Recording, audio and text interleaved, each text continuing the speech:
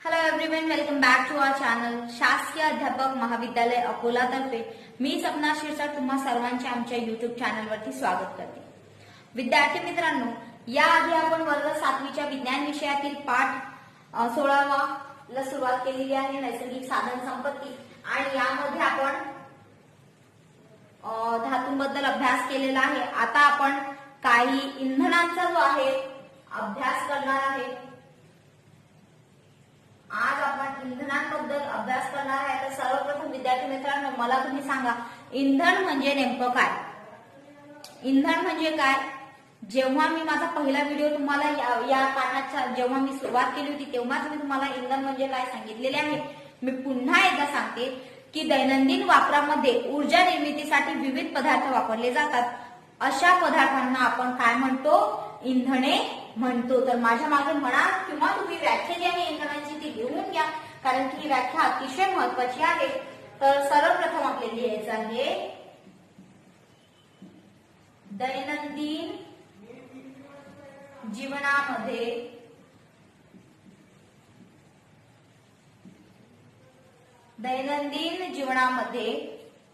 ऊर्जा निर्मितीसाठी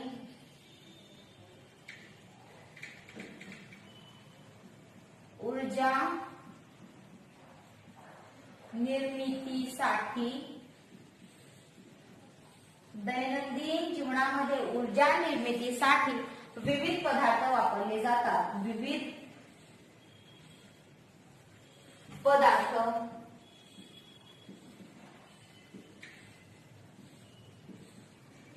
वापरली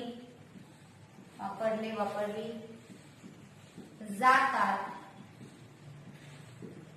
त्यांना काय म्हणतात? इंधने असे म्हणतात।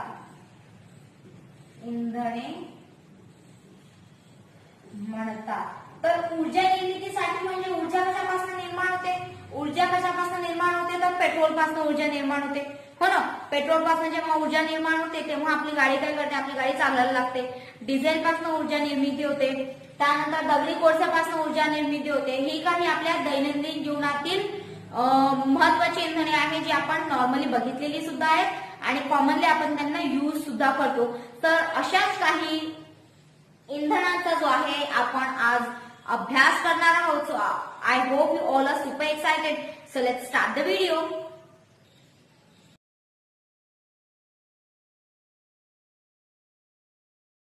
स्टुडंट्स, इंधने जी आहेत ही फक्त एकाच फॉर्म मध्ये अवेलेबल नसतात। इंधने जी आहेत ही वेगवेगळ्या प्रकारे आपल्याला अवेलेबल असतात। वेगवेगळ्या प्रकारे ती पृथ्वीवर बनलेली असतात, जसे की स्थायू रूप किंवा द्रवामध्ये किंवा वायूंमध्ये जी आहेत इंधने आपल्याला अवेलेबल असतात। तर स्थायू रूपामध्ये जर आपण घ्यायचं म्हटलं तर दगडी कोळसा हा स्थायू रूपामध्ये अवेलेबल असतो। त्यानंतर द्रव रूपाचं एखादं एक्झाम्पल घ्यायचं तर पेट्रोल आहे, डिझेल आहे, केरोसिन आहे, ऑइल आहे। तर ह्या सर्व गोष्टी कशामध्ये उपलब्ध असतात? तर या द्रव्य रूपामध्ये असतात। आणि वायू रूपामध्ये कुठलं इंधन अवेलेबल असते? तर सीएनजी, एलपीजी, हे जे तुम्ही गॅस सिलेंडर्स आहेत तर हे कसे असतात? आपल्याला वायू स्वरूपामध्ये अवेलेबल असतात। तर सर्वप्रथम आपण इंधनाचा जो पहिला महत्वाचा आपण म्हणू शकतो जो घटक आहे तो आपण बघूया, आणि तो म्हणजे आहे दगडी कोळसा। दगडी कोळसा विद्यार्थी मित्रांनो आपल्याला अत्यंत महत्वाचा असा इंधनाचा सोर्स आहे, ऊर्जा स्त्रोत आपण म्हणू शकतो। स्त्रोत आहे ज्याच्यापासून आपल्याला ऊर्जा मिळते। तसेच बऱ्याचशा इंडस्ट्रीज मध्ये सुद्धा दगडी कोळशाचा जो आहे भरमसाठ असा उपयोग होतो। तर पहिला जो आहे आपला अभ्यासाला घेतलेला ऊर्जा स्त्रोत तो म्हणजे दगडी कोळसा। दगडी कोळशाबद्दल सांगायचं तर दगडी कोळसा जो आहे हा लाखो वर्षापूर्वी नैसर्गिक घडामोडींमुळे जंगली व जमिनी जी आहे ती गाडली गेलेली होती। नैसर्गिक घडामोडी म्हणजे भूकंप असेल किंवा सुनामी असेल किंवा इतर लँडस्लाइड्स असेल किंवा इतर काही नैसर्गिक कारणं असतील, जसे की पूर वगैरे। तर अशामुळे काय झालं तर बऱ्याचशा नैसर्गिक घडामोडी घडत गेल्या, आणि त्या नैसर्गिक घडामोडींमुळे काय झालं तर जंगली जी आहे ती जमिनीखाली दडली गेली। मग काय झालं तर त्याच्यावर मातीचे थर जमा होत गेले, है ना। तर त्यावर प्रचंड दाब व पृथ्वीच्या पोटातील उष्णता यांचा परिणाम होऊन ते जे गाळले गेलेले जे वनस्पतीचे जे अवशेष होते त्याचे रूपांतर हळूहळू कशामध्ये झाले, इंधनात झाले आणि त्या वनस्पतींच्या अवशेषापासून दगडी कोळसा तयार झाला आणि त्यामुळे कोळशाला जीवाश्म इंधन सुद्धा म्हणतात. जीवाश्म इंधन काय म्हणतात याला? जीवाश्म इंधन, याला आपण जीवाश्म इंधन असे सुद्धा म्हणतो. तर आता याला जीवाश्म इंधन का म्हणतात तुम्हाला कळलंच असेल, कारण दगडी कोळसा जो आहे हा जैविक घटकांपासून बनलेला आहे, म्हणजे जंगलांपासून बनलेला आहे. जंगलामध्ये जशी बरीचशी झाडे असतात आणि आपण बघितलं की नॅचरल काही गोष्टी घडत गेल्या आणि त्या नॅचरल नैसर्गिक घडामोडींमुळे काय झालं तर जे जंगली आहेत ती जमिनीखाली दळली गेली व त्यावर मातीचे थर आणि थर काय होत गेले, साचत गेले आणि त्यामुळे त्यावर प्रचंड असा दाब निर्माण झाला. तसेच पृथ्वीच्या आतमध्ये जी असणारी उष्णता आहे याचा परिणाम झाला व कालांतराने त्याचं दगडी कोळशामध्ये रूपांतर झालं. त्यामुळेच आपण त्यांना काय म्हणतो, जीवाश्म इंधन म्हणजे फॉसिल फ्यूल असे आपण त्यांना म्हणतो. तर अशा प्रकारे दगडी कोळशाची जी आहे हिस्ट्री मी तुम्हाला सांगितली. तर आता दगडी कोळसा हा एक असा इंधन आहे जो खाणीमध्ये सापडतो. खाणीमध्ये म्हणजे काय, तर जमिनीच्या खाली असे मोठमोठे काय करतात, बोगदे करून मग त्याच्यामधनं दगडी कोळसा जो आहे तो काढला जातो. जमीन खोदून दगडी कोळसा आतमधून काढला जातो. तसेच पीट, लिग्नाइट अँड बिटुमिनस कोल, त्यानंतर अँथ्रासाइट हे दगडी कोळशाचे काही महत्वाचे प्रकार आपल्याला दिलेले आहेत आणि अँथ्रासाइट हा उच्च प्रतीचा कोळसा आहे असं आपण मानलं जाते. नेमका कोळसा कशापासून होतो, तर जेव्हा लाकूड जळते तर जो काळा कलरचा जो भाग असतो त्याला आपण कोळसा म्हणतो, पण हा झाला जळल्यानंतर.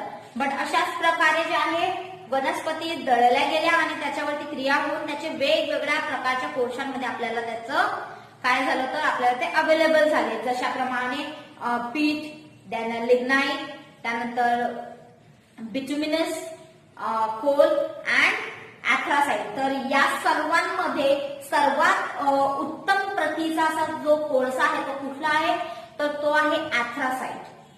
दगडी कोळसा नेमका काय आहे, तर दगडी कोळसा नेमका हा कार्बनचा एक प्रकार आहे. जो दगडी कोळसा एक कार्बनचा प्रकार तर आहेच, कार्बनचा आपण त्याला साठा सुद्धा म्हणतो आणि त्यापासून काय होते तर औष्णिक ऊर्जा मिळवली जाते. कुठली ऊर्जा आपल्याला मिळते दगडी कोळशापासून? औष्णिक ऊर्जा. औष्णिक ऊर्जा मिळवण्यासाठी आपण दगडी कोळशाला जाळतो आणि त्यापासून औष्णिक ऊर्जा मिळवत असतो आणि औष्णिक ऊर्जा जी आहे ती वीज निर्मिती केंद्रांमध्ये होते. औष्णिक ऊर्जा निर्मिती जी आहे ती वीज निर्मिती केंद्रामध्ये होतो. म्हणजे याचा वापर कुठे होत असेल विद्यार्थी मित्रांनो?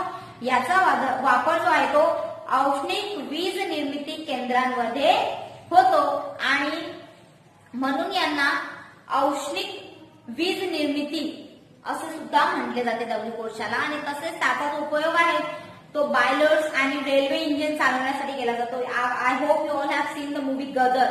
गदर मूवी तुम्ही बघितला असेल. गदर मूवी मध्ये लास्ट सीन मध्ये काय करतात ते कोलाचे तुकडे जे आहेत ते भट्टीमध्ये टाकत असतात आणि त्यामुळे मग ऊर्जा निर्मिती होऊन मग ती ट्रेन धावत असते. तर रेल्वे इंजिन मध्ये सुद्धा दगडी कोळशाचा पूर्वीच्या काळी उपयोग व्हायचा. आता तर आपल्याकडे सर्व इलेक्ट्रॉनिक्स आहेत, त्यानंतर पेट्रोलियम आहे, त्यामुळे दगडी कोळशाचा रेल्वे इंजिन मध्ये वापर बराचसा कमी झालाय. पण आधीच्या काळामध्ये दगडी कोळशाचा जो वापर आहे तो रेल्वे इंजिन मध्ये केला गेलेला आहे. त्यानंतर दगडी कोळशाचा महत्वाचा उपयोग म्हणजे स्वयंपाकासाठी सुद्धा केलेला आहे. त्यानंतर वीट भट्ट्या भाजण्यासाठी सुद्धा वीट भट्ट्यांमध्ये मोठ्या प्रमाणात दगडी कोळशाचा वापर केला जातो. विटा ज्या आहेत तुम्हाला माहिती असेल की विटा कशा प्रकारे निर्माण होतात, तर विटा ह्या भट्ट्यांमध्ये निर्माण होतात आणि भट्ट्यांमध्ये एका प्रकारची उष्णतेची गरज असते. विटांना असा ठोस आणि कडक बनवण्यासाठी त्यांना भाजावं लागतं. तर हे कशामार्फत केलं जातं? हे दगडी कोळशा मार्फत केलं जातं. तसेच बरेचसे लोक स्वयंपाकासाठी सुद्धा म्हणजे स्वयंपाक वगैरे करण्यासाठी, चुला वगैरे पेटवण्यासाठी दगडी कोळशाचा वापर करतात. आणि जर तुम्ही प्रेसची दुकाने बघितली असतील तर प्रेस वगैरेच्या दुकानांमध्ये सुद्धा दगडी कोळशाचा मोठ्या प्रमाणात उपयोग केला जातो. त्यानंतर औद्योगिक विकासात दगडी कोळसा हा ऊर्जा साधनाचे महत्वाचे योगदान करतो. तसेच दगडी कोळशापासून प्रोड्युसर गॅस व वॉटर गॅस ह्या वायू रूप इंधनांची सुद्धा निर्मिती केली जाते. कुठली कुठली तर producer gas and water gas यांचा सुद्धा उपयोग मिळवण्यासाठी सुद्धा आपण काय करतो, दगडी कोळशाचा वापर केला जातो. आणि दगडी कोळसा कशा प्रकारे फॉर्म होतो याची एक आकृती विद्यार्थी मित्रांनो तुम्हाला पुस्तकामध्ये दिलेली आहे, ज्यामध्ये तुम्ही बघू शकता. सर्वप्रथम त्यांनी येथे झाडं दिलेली आहेत. ठीक आहे, तर ही जी झाडं वगैरे किंवा गवते आहेत तर ही काय झाली, कालांतराने म्हणजेच नॅचरल प्रोसेसद्वारे ही काय झाली, ही जमिनीखाली दळली गेली. ठीक आहे, तर जमिनीखाली ही जी आहे ही दळली गेली आणि जमिनीखाली गेल्यानंतर त्यावर काय झालं, मातीचा थर जमा झाला. तसेच खालून याच्यावरती उष्णता सुद्धा निर्माण झाली. इथे आपण बघू शकतो. समजा ही जंगले आहेत, जेव्हा ही जमिनीखाली दळली गेली तेव्हा याच्यावर कशाचा परिणाम झाला, तेव्हा याच्यावरती दाब आला. एका प्रकारचा दाब म्हणजे त्याच्यावरती एक लेयर फॉर्म झालेली आहे, मातीची जी आहे लेयर फॉर्म झाली. ठीक आहे, आणि खालून याच्यावरती काय झालं, खालून याच्यावरती उष्णतेचा परिणाम झाला. जी पृथ्वीच्या गर्भभागात उष्णता आहे, जी हीट आहे त्याचा परिणाम झाला व त्यानंतर इथे जो आहे आपल्याला दगडी कोळसा मिळाला. दगडी कोळसा. तर अशा प्रकारे याची एक विस्तृत अशी आकृती मी पुढे दिलेली आहे. तुम्ही ती आकृती बघा व दगडी कोळसा कशा प्रकारे फॉर्म झाला हे समजून घेण्याचा प्रयत्न करा. मग आपण पुढे वळूया.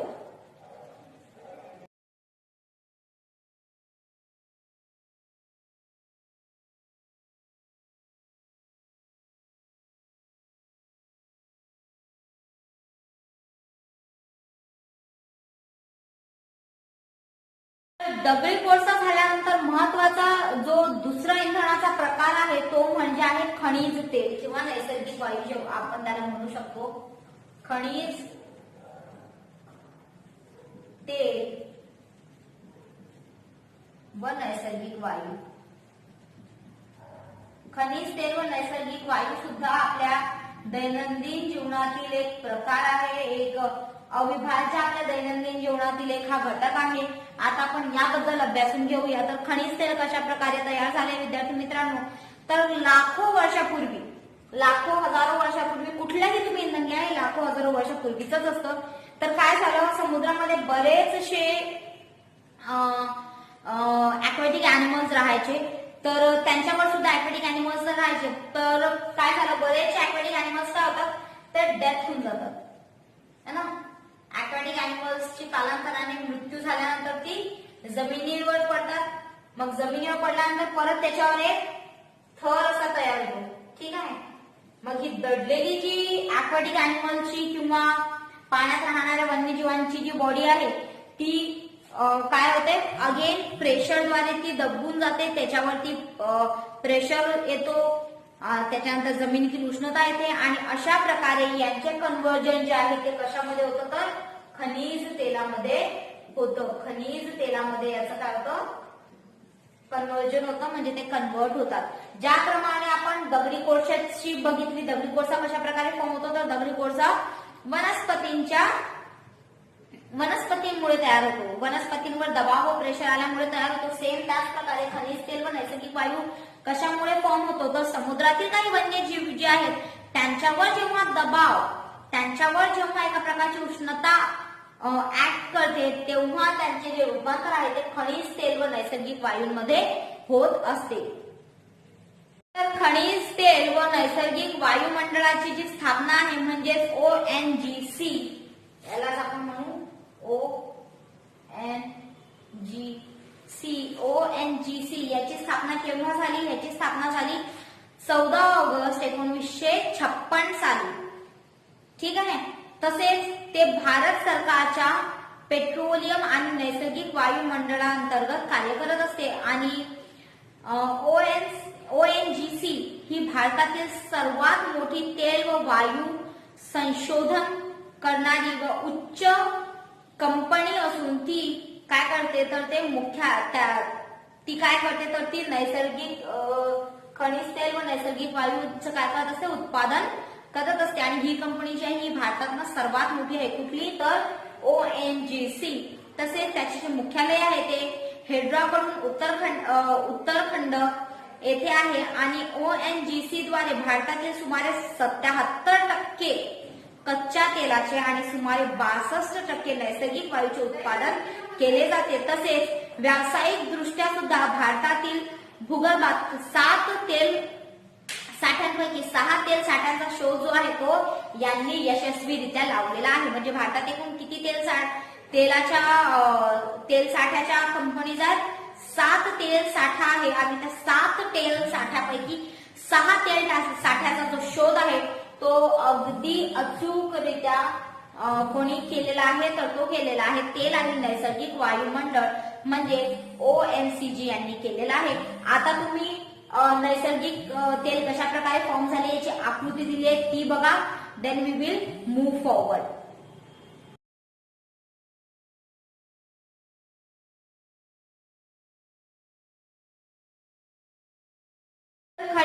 खनिज तेलाची निर्मिती कशा प्रकारे झाली हे आपण बघितलं. तर आता खनिज तेलाची एक पर्टिक्युलर व्याख्या तुम्हाला माहित असणे अत्यंत गरजेचे आहे.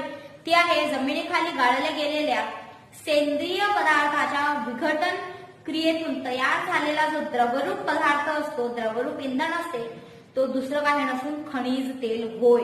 तर अशा प्रकारची आपण खनिज तेलाची व्याख्या करू शकतो. जसे मी बोलते सर्वजण लिहून घ्या. तर जमिनीखाली गाळल्या गेलेल्या सेंद्रिय पदार्थाच्या विघटन क्रियेतून तयार झालेला द्रवरूप इंधन म्हणजे खनिज तेल होय. आणि लाखो वर्षापूर्वी जे आहे समुद्री जीव हे मृत झाल्यावर तो समुद्राच्या तळाशी गेला, जसे मी तुम्हाला डायग्राम मध्ये दाखवलं. त्यानंतर त्यांच्यावर काय झालं, माती आणि वाळूचे एका प्रकारचे थर जमा झाले आणि जास्त दाब, अगेन द सेम थिंग, जास्त दाब व खालून उष्णता यांच्या क्रियेमुळे ह्या ज्या मृत जीवांच्या अवशेषांवर काही परिणाम झाला आणि त्यांच्यानंतर खनिज तेलामध्ये रूपांतर झाले. खनिज तेल हे भूगर्भातून विहिरीद्वारे काढले जाते. तसेच खनिज तेल हे प्रामुख्याने पंकाश्म, शेल, वालुकाश व चुनखडक यांच्या भूगर्भात सुमारे 1000 ते 3000 मीटर खोलीवर सापडते. कुठे कुठे सापडते हे, तर हे सापडते पंकाश्म, शेल, त्यानंतर वालुकाश्म आणि चुनखडक यांच्या भूगर्भामध्ये आढळते. तर किती मीटरवर, किती खोलवर? 1000 ते 3000 मीटर खोलवर हे सापडते. खनिज तेल हे एक पेट्रोलियम किंवा कच्चे तेल म्हणून ओळखले जाते. तसेच ते हिरवट व तपकिरी रंगाचे असते. त्याचा खनिज तेलाचा रंग कसा असतो, तर खनिज तेलाचा जो रंग आहे तो हिरवा आणि तपकिरी असतो. तसेच पेट्रोलियम हे प्रामुख्याने हायड्रोकार्बन यापासून तयार झालेला आहे. तसेच ते हायड्रोकार्बनचे एका प्रकारचे मिश्रण आपण होऊ शकतो, एका प्रकारचे मिश्रण आहे. तसेच फक्त हायड्रोकार्बनच नव्हे तर त्यामध्ये ऑक्सिजन, देन नायट्रोजन, तसेच गंधकाची काही संयुगे सुद्धा आपल्याला याच्यामध्ये आढळून येतात. तसेच आपण आणखी एक घ्यायचं म्हटलं तर तेल विहिरीच्या माध्यमातून पेट्रोलियम यांचे उत्खनन केले जाते. हे तुम्ही बघितलं सुद्धा असेल बऱ्याचशा ठिकाणी की तेलाचे उत्खनन कशा प्रकारे केले जाते. तर तेलाचे जे उत्खनन आहे ते आता आपल्या काळात पंपिंग आहे तर मशीनद्वारे केले जाते, पण आधीच्या काळामध्ये मोस्टली याचे जे उत्खनन व्हायचे म्हणजे जमिनीतून ते मिळवण्याची जी प्रोसेस होती त्यामध्ये विहिरीचा प्रामुख्याने सहभाग होता.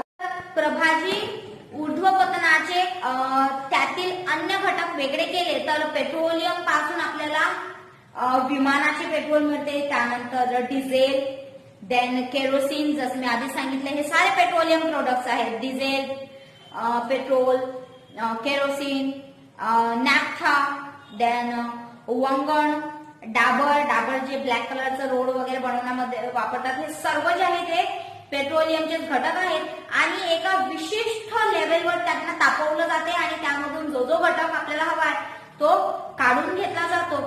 तसेच याचा जो उपयोग आहे तो इंधन म्हणून, रंग, जंतुनाशके, सुगंधित द्रव्ये, त्यानंतर कृत्रिम धागे यांच्या निर्मितीसाठी केला जातो. द बेस्ट कॉमनली यूज आपण म्हणू शकतो वॅसलिन पेट्रोलियम जेली, जी तुम्ही बघितली असेल. So why it is called as petroleum jelly?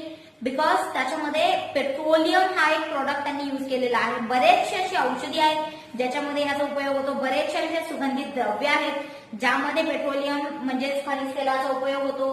त्यानंतर बरेचसे क्रीम्स आहेत, लोशन्स आहेत ज्यामध्ये पेट्रोलियमचा वापर हा केला जातो. नेक्स्ट इज रिगार्डिंग नैसर्गिक वायू. नैसर्गिक वायू काय तर नैसर्गिक वायू हे महत्वाचे एक जीवाश्म इंधन आहे. खनिज तेल आणि नैसर्गिक वायू हे दोन्ही सुद्धा जीवाश्म इंधनाचाच प्रकार आहेत, कारण हे दोन्ही आपल्याला सजीवांच्या बॉडीपासून मिळालेले आहे, सजीवांपासून मिळालेले आहे, म्हणून त्यांना सुद्धा आपण जीवाश्म इंधनच म्हणू. आणि हे जे जीवाश्म इंधन आहे ते आपल्याला भूगर्भात पेट्रोलियमच्या सानिध्यात तसेच काही ठिकाणी फक्त नैसर्गिक वायू म्हणूनच ते आढळले जाते. एकतर ते पेट्रोलियमच्या सानिध्यात आपल्याला आढळते किंवा ते नॅचरली नैसर्गिक वायू म्हणून काही ठिकाणी ते आढळून येते. त्यानंतर नैसर्गिक वायूमध्ये मिथेन म्हणजे CH4, नैसर्गिक वायूमध्ये CH4 हा प्रमुख घटक असतो. तसेच त्याच्यामध्ये इथेन म्हणजेच C2H6, देन अगेन प्रोपेन म्हणजेच प्रोपेनचं सूत्र काय आहे विद्यार्थी मित्रांनो? तर प्रोपेनचं सूत्र आहे C3H. किती आहे? H च्या मॉलिक्युल्स किती आहे? 8. देन ब्युटेन म्हणजेच C4H10. तर हे काय आहे? नैसर्गिक वायूचे वेगवेगळे महत्वाचे घटक आहेत. Methane, ethane, propane, butane. तर ही 4 महत्वाची जी घटक आहेत ती आपल्याला कशामध्ये आढळतात? ही नैसर्गिक वायूमध्ये आपल्याला आढळून येते. नैसर्गिक वायू हा भूगर्भात सजीवांच्या अवशेषांपासून उच्च दाबाखाली तयार झालेला आहे. ज्याप्रमाणे खनिज तेल दाबामुळे व उष्णतेमुळे तयार झाले, सेम ॲज लाईक दॅट नैसर्गिक वायू सुद्धा जो आहे उच्च दाबामुळे तयार झालेला आहे. आणि हे इंधन जे आहे वायुवाहिनीच्या सहाय्याने दूरवर वाहून नेले जाते. वायूच्या सहाय्याने म्हणजे पाईपलाईन्सद्वारे जो आहे आपण हा इंधनाचा जो साठा आहे हा काढला जातो, याचा उपसा केला जातो. मात्र वायुवाहिन्यांच्या जाळ्याअभावी त्यांचे रूपांतर उच्च दाबाखाली कंप्रेस नॅचरल गॅस म्हणजेच कॉम्प्रेस नॅचरल गॅस CNG व लिक्विफाईड नॅचरल गॅस म्हणजेच LNG मध्ये केला जातो. CNG आणि